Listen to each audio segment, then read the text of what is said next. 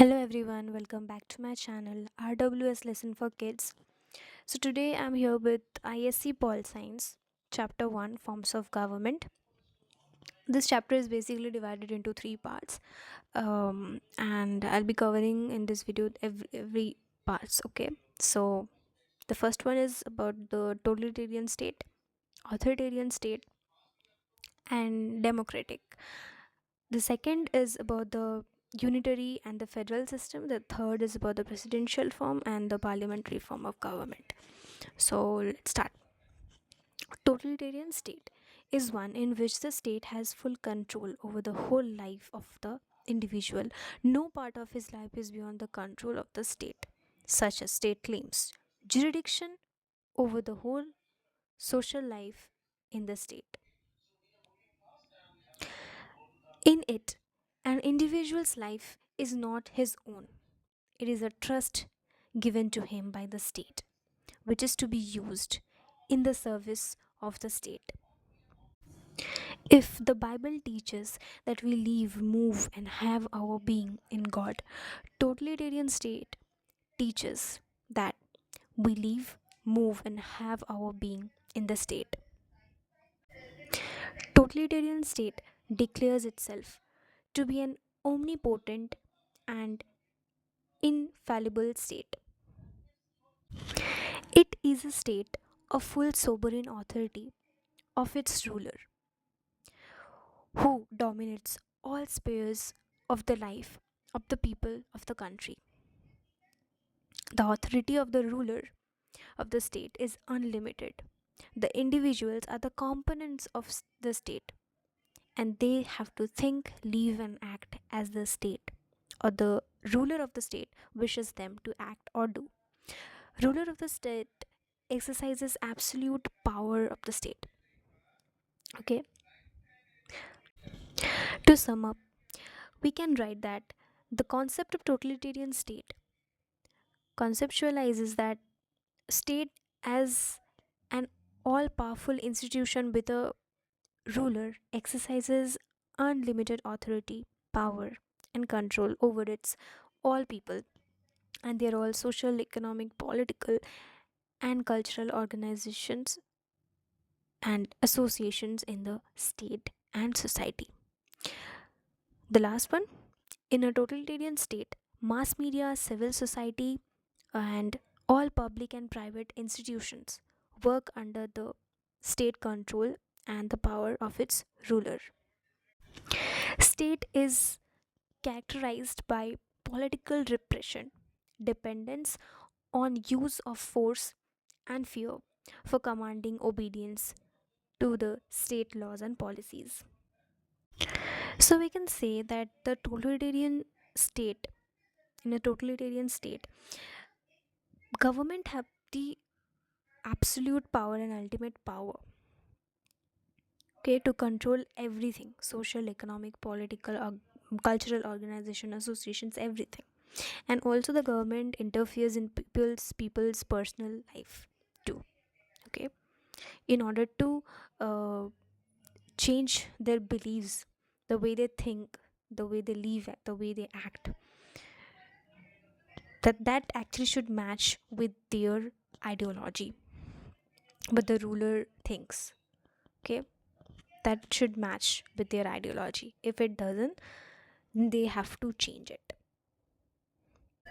Now let's move on to the basic features of a totalitarian state. Now, as you can see, there are some markings like 3 and 4 I marked it as 1, 5 and 6 I marked it as 2.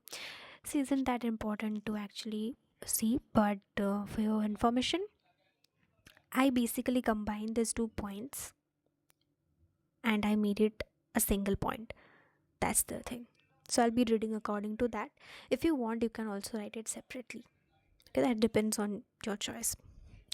So, point 1, state is regarded as the end and the individual as a means.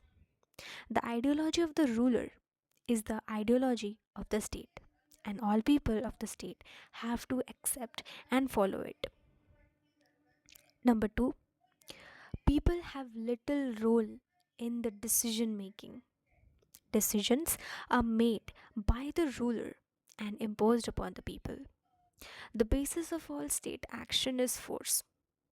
Force is used to command obedience and to instill fear of state authority among the people. Number 3 point, no part of individual's life is outside the state control. Rights of the people depend upon the wishes of the ruler. Only those rights are permitted which are considered good for the power of the state ruler. Point number 4, the ruler and his party is the state and its government. The power of the government is exercised by the top leaders of the ruling party, irrespective of the fact whether they hold any position in the government or not. With this, I combined this point. Number 2 point, it is based on the concept of total centralization of power in the hands of the top rulers and his party or ruling group or family. Point number 5, totalitarian state has no faith in internationalism. It regards war as an instrument of central importance and a means of expansion of state territory and power, progress and power. Point number 6, the struggle for power is kept confined to the ruling group. No dissent or opposition is tolerated. Along with that, a change of ruler is sudden and characterized by big and often violent changes in all policies. Then comes point number 7, the totalitarian state is exclusive. It does not believe in liberalism, democracy, and share of power. There is a lack of independent judiciary. Totalitarian state stands for a rule of ruler and not rule of law. The last one, the 8th point, is press and all means of mass media are owned and run by the state. Only that part of public opinion is projected which suits the ruler. Now let's move on with the authoritarian state. It's basically a state which is closer to a totalitarian state and is far away from a democratic state. As it's written, the state which do not fall between the two category, democracy and totalitarian state, belong to the category of authoritarian state. Okay, so now let's move on with that. Okay, it is characterized by a strong centralized government structure in which the executive dominates the legislature, very important point, and even also uses the judiciary for serving its needs. Okay, an authoritarian government is neither a true representative of the people nor responsible and accountable to them. It works as an autocratic government and use force and coercion for securing obedience of the people towards state policies, decisions, and order. Here, centralization is considered ideal, but along with it, some limited devolution or share of power or authority is tolerated. In such a state, the power is in the hand of a military dictator or a civilian junta. Manipulative politics is practiced. Okay, and last one is the religion or an ideology is often used to secure support and serve the ends of the rulers. Now, see, this definition isn't that important, but this will make it more clear. See, all authorities, okay, defines an authoritarian state as one in which all authority and power are concentrated in the hands of few. That is, the government, whose rule is essential, not responsible. The people participate in few of their decisions but are also subject to all of them. Okay, this is the thing. Now let's move on to the features of the authoritarian state. Well, so the features includes the first, it is a state ruled by an autocratic government headed by a civil or military dictator or junta. Okay, it's basically military dictator or civilian junta. Uh, Number two, executive is the most powerful organ of state power and it dominates the legislature and even judiciary. Okay, judicial independence is not respected, and the authoritarian ruler or his group always tries to use judiciary for securing favorable judgments and interpretations for the state laws and policies. Basically, it uses the judiciary for serving their needs. Number four is limited political pluralism is used to keep the people and their organizations divided. The fifth point, scant importance is given to the rights and freedoms of the people. Censorship or control over press and media is maintained indirectly or even directly. Fear and force, coercion, and political repression is used to secure compliance with the policies and decisions of the ruling establishment.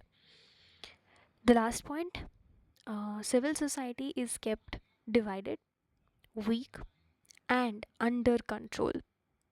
It is even used for securing support for the power holders. Now let's move on to the liberal democratic state meaning and definition. Um, a liberal democratic state is one in which the people's power is supreme. People are sovereign and they themselves elect and organize their government. The government always work according to the dictates of public opinion. It is a popular elected representative responsible and accountable government which is continuously responsible and accountable to the public and public opinion in respect of its all public policies, decisions and actions. Now let's move on to the features. So features of the liberal democratic state. Uh, First, a representative government formed by duly and freely elected representatives of the people. In the liberal democracy, the government is formed by the elected representatives of the people. It is elected by the people. The members of the legislature are elected by the people for a fixed tenure. Legislature is the custodian of the finance of nations and represents of representatives of national public opinion. The right to vote is available to all adults, citizens without any discrimination based on caste, color, creed, place of birth, religion, sex, and property. The second point, full respect for all civil right and liberty of the people. In a liberal democracy, the people have the right to freely express their views. They have the right to freedom of speech express. Okay, and the civil society actively works in a liberal democratic state. Defined and specified power and role of the executive. Third point, in a liberal democracy, the role of the executive is defined and limited. The political executive undertakes policies formulation, and the permanent executive, the bureaucracy, service implementation implements the decisions and policies of the government. In a liberal democracy with a parliamentary form of government, the executive is directly and continuously responsible before the legislature and ultimately before the people and public opinion. A democratic government is also directly responsible before the people, public opinion, and legislature. Okay. Then comes the fourth point: limited government with continuous defined defined powers and accountability. Liberal democracy involves the concept of limited government. The government exercises only those powers as are granted to it by the constitution. The manner in which power are to be exercised by the governmental institution is also specified and defined by the constitution and the law of the land. Power holders are not allowed to exercise their powers arbitrarily. The government is accountable to uh, to the people for its all actions, rules, mm, rulers' policies, and decisions. Judiciary is independent and has the power to determine the constitutional validity of the law, rules, and orders for challenging any law, policy, or rule of the government. The fifth point: system of social, economic, political, and legal checks and balance among the organs and institutions of the government. In a liberal democracy, there are social and economic checks and balances on the activities of the government. It is characterized by the active existence and activities of the large number of social and economic association interest groups of the people, which enjoys a large amount of autonomy. Okay. Now, from here, the points are important. Free and open struggle for power, public power in society and polity. There's a free and open struggle for political power um, among several political parties who freely select and field their candidates in elections from various clearly defined and delimited constituencies. People have the right and freedom to form their political parties and freely use their political rights. Number ninth, freedom of the people uh, to form and manage political parties and associations. People have the right and freedom to form their political parties or to join any existing party of their choice. The people can even change their political parties. Um, the party or a group of parties which gets the majority of legislative seats gets the power to rule, and other parties start acting as an opposition party. Okay. Now, yeah, the last 11th point is important: special place for the protection and promotion of the interests and welfare of the people belonging to minorities and weaker section of the society. Liberal democracy gives special importance to the need for the security, protection, and promotion of the rights, freedoms, and welfare of the people belonging to minorities or minority community. Okay. Now, here are some of the other features that you can write. Some of the features I did skip, so you can add these features instead. Okay, like the decentralization of functions and authority. Okay, means that there's a share of power and independence of the judiciary, separation of power. Okay, enlightened citizenship means we know everything about the government and the policies that are working. Okay, we have the right even to know. Then comes the judicial review and the rule of law. Okay, this is all about okay. Now let's move on to this: the difference between totalitarian state and authoritarian state. Okay, fine. First, full control. As I said, it controls everything. Authoritarian state control only the political powers. Okay. Second, strong official ideology, no clear or comprehensive ideology. Political pluralism is like it's not accepted actually. I did forgot to write here. It's not allowed or even tolerated. political pluralism, and here it's limited and controlled political pluralism is accepted. Okay, then people's thoughts and beliefs, and here maintaining authority. It means that a totalitarian state basically wants people's thoughts and beliefs to be the matched with their ideology, okay, to get matched with their official ideology. And here in the authoritarian state, they basically focuses on the authority and the political power. If you don't challenge the political leaders or anybody, you are free. Actually, you are free. Okay, and only those limits are put here in these states which actually threats the political leader.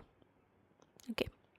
um Number, okay, forced legitimacy, imposed or engineered or manipulated legitimacy of authority. Okay. No difference between state, government and society. SGSO, I wrote it like this. So state, government and society.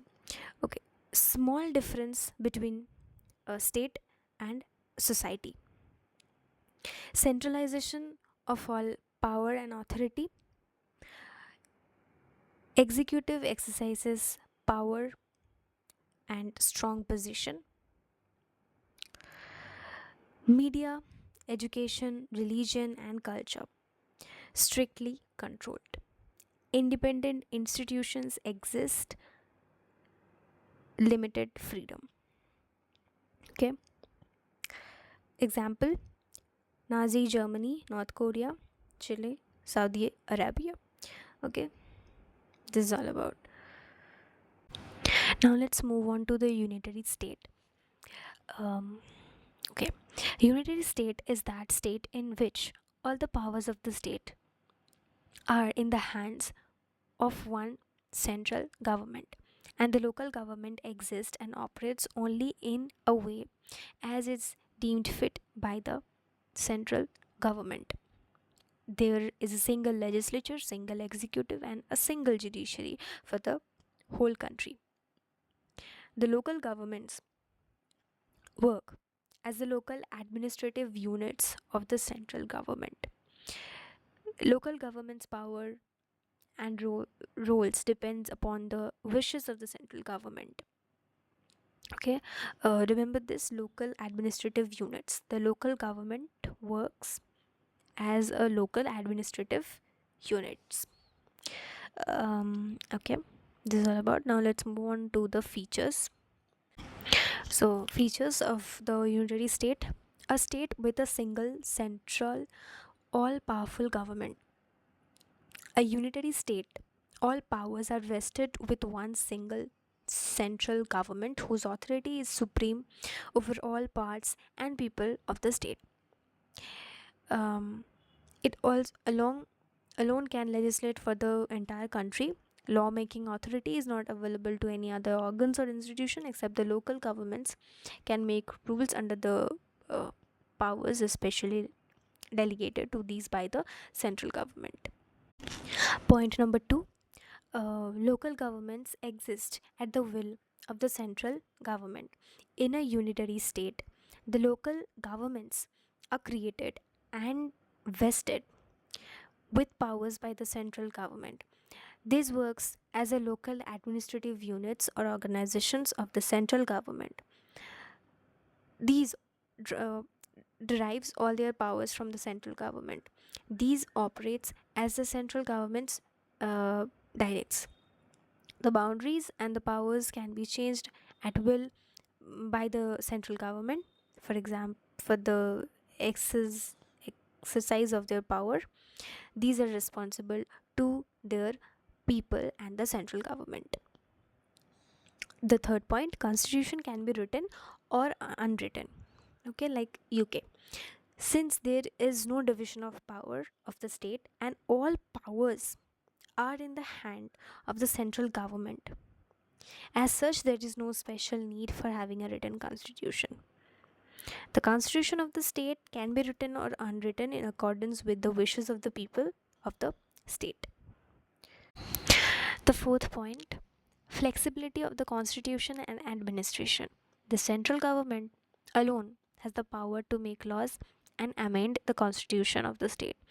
And in this sense, the constitution of a unitary state is always flexible. The constitution of the state is flexible as it can be changed at any time by the central government for helping it to keep pace with the fast changing environment. Then comes the yes, single uniform administration for the entire country. Okay, the existence of an all powerful central government exercising power over all people and place leads to a single stable and strong administration for the whole country. It has uh, neither the complexity arising out of double citizenship and dual administration as characterize a federation, nor it is an expansive system.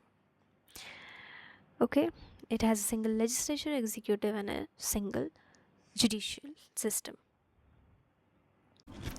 Now, the two essential qualities of a unitary state say, therefore, be the supremacy of the central parliament, the supremacy of the central parliament.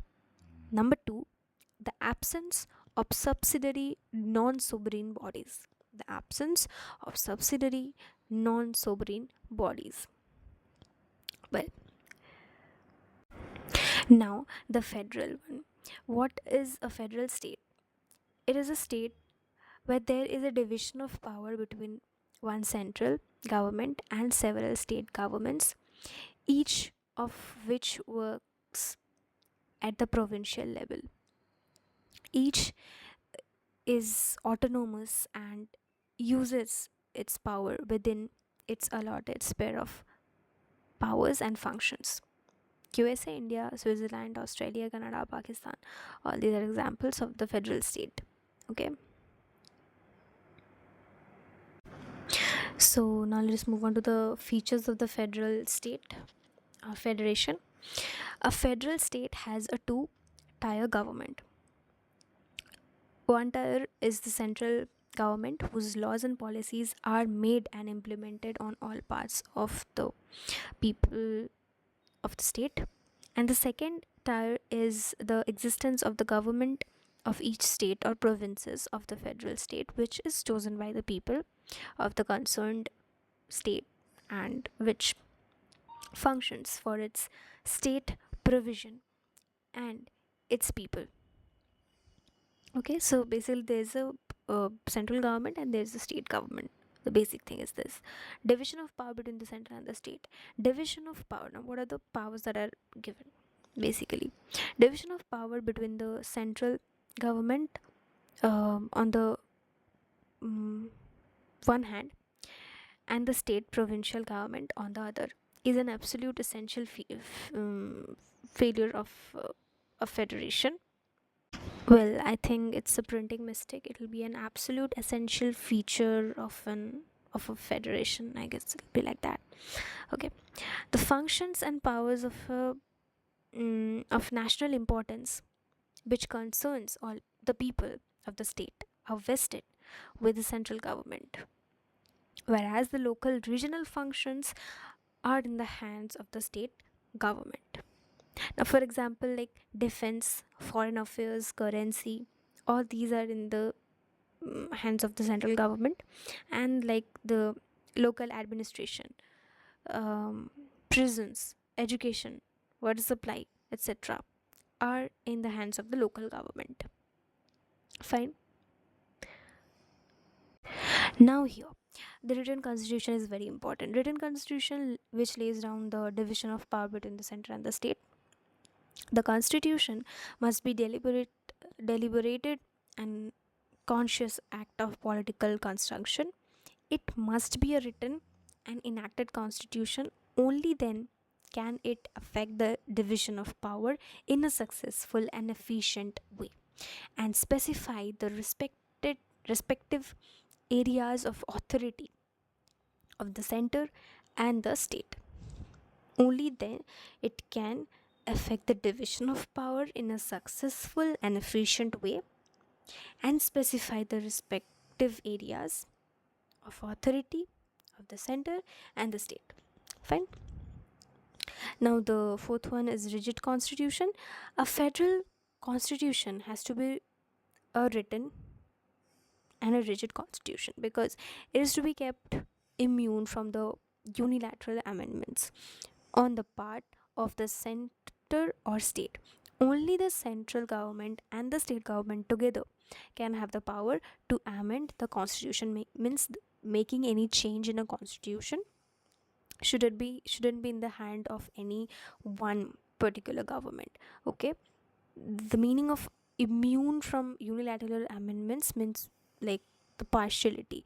Okay, like the right of changing anything in a constitution shouldn't be in the hands of any like single government.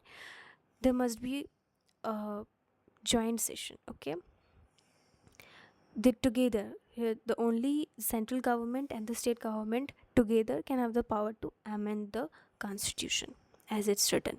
Okay, this is all about is fifth point, supremacy of the federal constitution. In a federation, the constitution of the federal state is the supreme law of the land. Okay, both the central government and the state government derives their powers from the constitution. They always work within their own spheres as they demonstrate demarcated for them by the federal constitution. None can violate the provision of the constitution. Fine. Now, sixth point, impartial and powerful judiciary. Very important. Special role and position of judiciary in federation. In federation, the judiciary performs the role of protecting the supremacy of the constitution. Very important. By what? By the judicial review. Okay, this is done by exercise of the power of judicial review over the laws of the central and the state government. Any law which is found to be against the constitution gets rejected at the hands of the judiciary. Simple. Okay, it also performs the role of an arbiter of disputes between the center and state or among the states. Means it actually performs the role of actually settling down the disputes, okay, between the state and the center or among different state. Now, seventh point, dual administration. A federation is characterized by the dual administration, uniform administration of the central government for all people of the federation, and number two, the state administration, which are run by the governments of the federating unit and which differs from state to state or region to region. Each citizen has to obey two sets of laws, the central laws and the laws of the state of which he is a resident. Okay, means a native. Number 8 is dual citizenship, very important, and it's also optional. Okay, in a federation, each individual gets dual citizenship, one common uniform citizenship of the sovereign big state, and the second of the province or the state of which he is a native. Dual citizenship is not an essential feature of the federation or federal state. As it's written, it's optional. Means like you'll have two citizenship. Like for example, your name and you're a Indian. Let's suppose Indian, and with that your state name. Okay, like your name India, then West Bengal, like that. Something. Okay, but in India we won't actually follow this, even though it's a federal state, we follow the federation, but well, I'll come to that afterwards. Um, Now, the ninth, bicameral legislature. A federation, the the legislature of the federal government is made a bicameral legislature. In one house, the people of the federation are given representation, and in the second house, the units of the federation are given representation on the basis of equality. A federal state has a bicameral legislature. It means because one house represents the people of the federal state, and the second house represents the interest of the provinces. Okay, people of the federal state, interest of the provinces, or state of the federal state. Okay, then comes the legal equality of all federating state. Federal units, in other words, constitution of the federal state, are like the all provinces or states of the federation, whether big or small, are held to be equal. All states units of the federation are equal without any consideration of size, population, or resource. It is because of this requirement that all the states are given equal seats in one of the two houses of central legislature. Each member state of the federation enjoys equal right and autonomy. The member state provinces of a federal state are non-sovereign. The federal state is the sovereign state. Now comes the comparison between the UK as a unitary state and USA as a federal state. No division of power between the center and state. All powers in the hands of the government of the UK. Division of power between the center and the state. Each has a defined jurisdiction as laid down by the constitution of the state. Number 3, single administration. One legislature, one executive, one civil service, and one judicial system for the whole country. Dual administration is a basic feature of federal state. Each federal state works through one central government and administration and several state governments and state administrations. Each cities is bound by one system of laws of the state. And here each citizen of a federation observes and obey two set of laws, the central laws and the laws of the state which state in which he resides. Number 5th is the constitution can be written or even unwritten. And here the constitution, and in the case of UK, it's unwritten constitution, and here the constitution has to be written constitution. And here in the unitary state, the the local government derive their powers from the central government, and in the federal state, the local government derives their powers from their own separate constitution. Then comes the single constitution for the whole country, separate constitution for the member state of the federation. Like for example, USA has the constitution of its 50 states. USA have their respective constitutions. Number 7, a unitary constitution is mostly flexible, and here the constitution is mostly and always rigid. Single citizenship, single judicial system, single constitution, single central government, and no division of power are the hallmarks of a unitary state.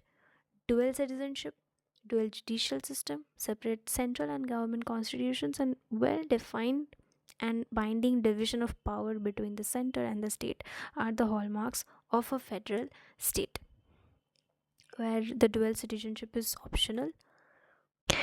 Now, see here, In your book there is a question, or if it's not there, then see.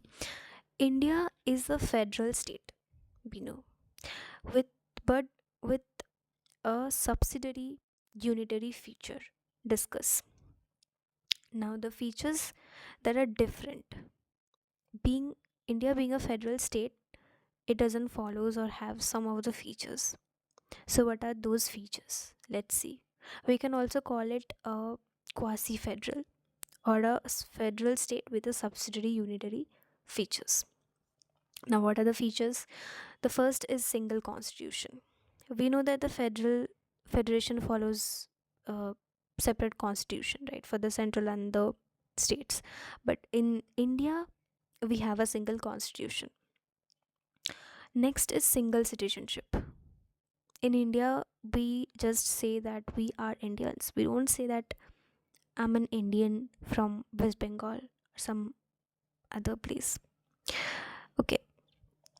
Then comes the three-tier judicial hierarchy. In federation, there are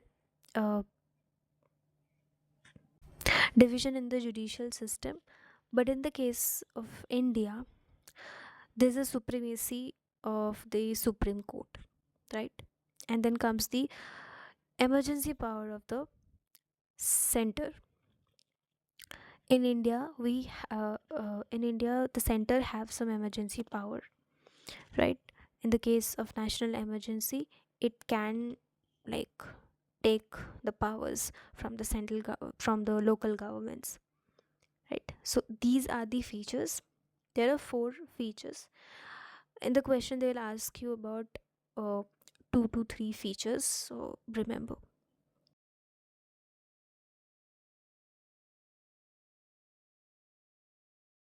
Parliamentary form of government.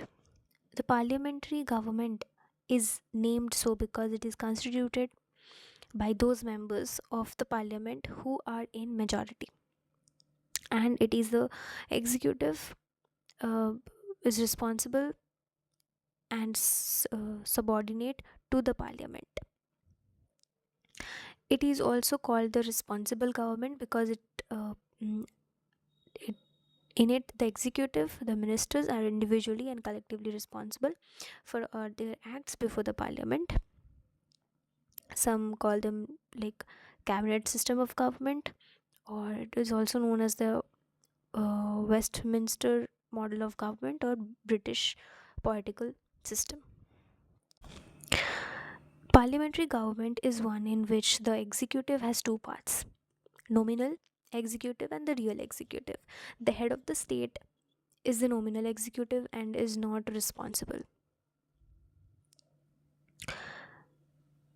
The council of ministers headed by the prime minister is the real executive, and for all its acts is collectively responsible before the legislature. There's a close relationship between the legislature and the executive.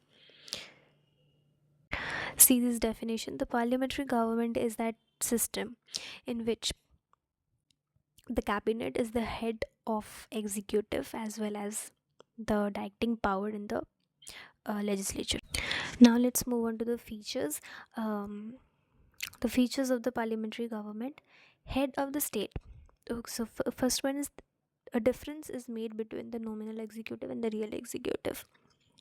The head of the state means the president is the only nominal and constitutional head of the executive, in whose name the prime minister and the council of ministers really exercises all executive powers.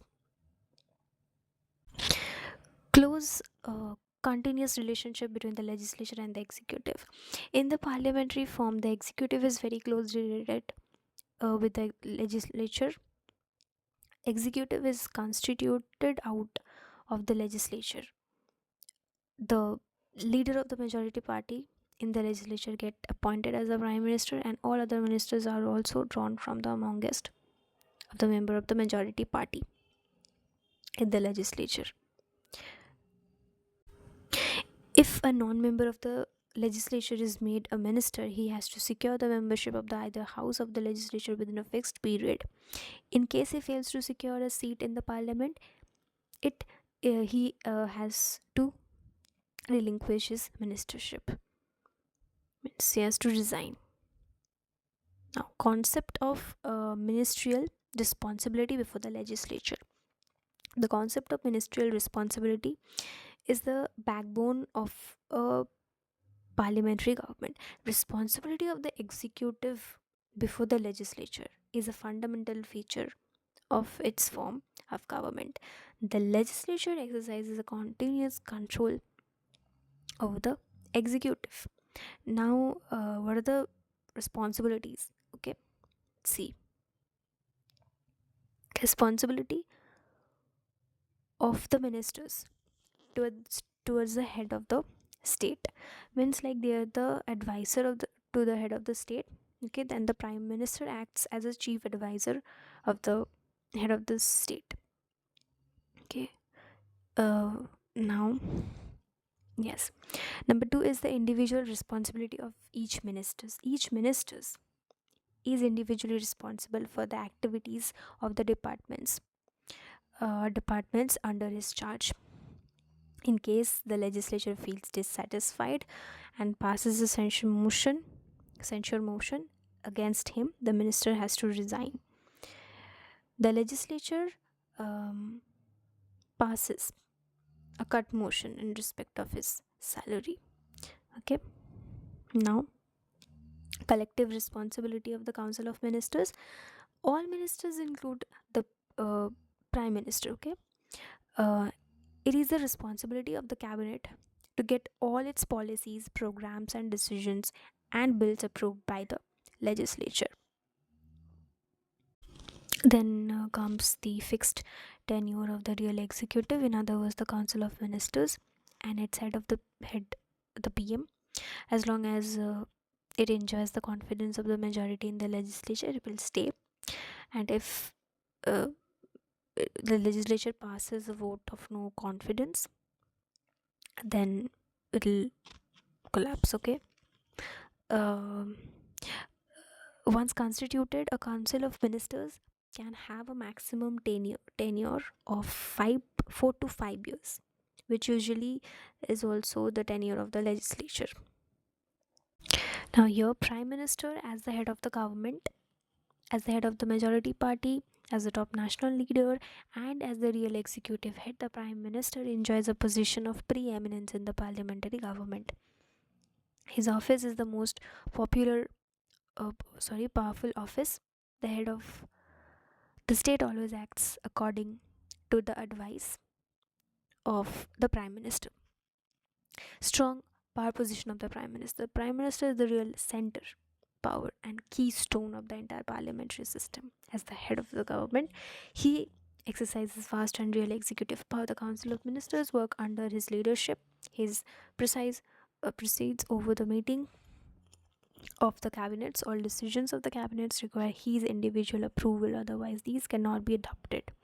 He selects his team of ministers and allocates them their portfolios.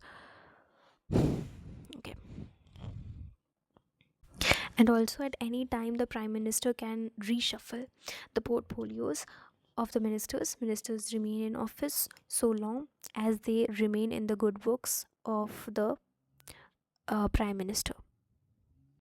Now, one more important function is feature is that the prime minister, okay, the like cabinet can get the legislature dissolved.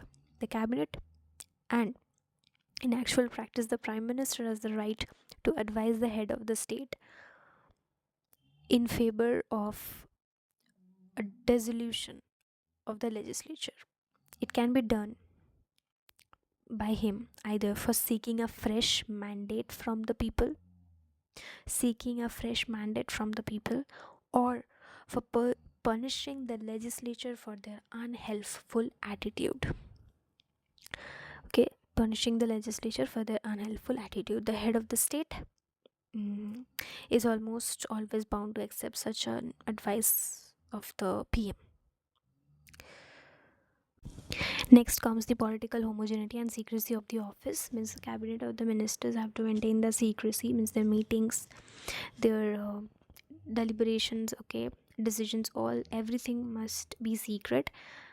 And they can't leak any information unless the president, sorry, the prime ministers advise them to make it public, or he himself make it public, or by uh or like the ministers, okay, are given authority by the cabinet to communicate the decision to the legislature or to the head of the state or to the people, as the case may be.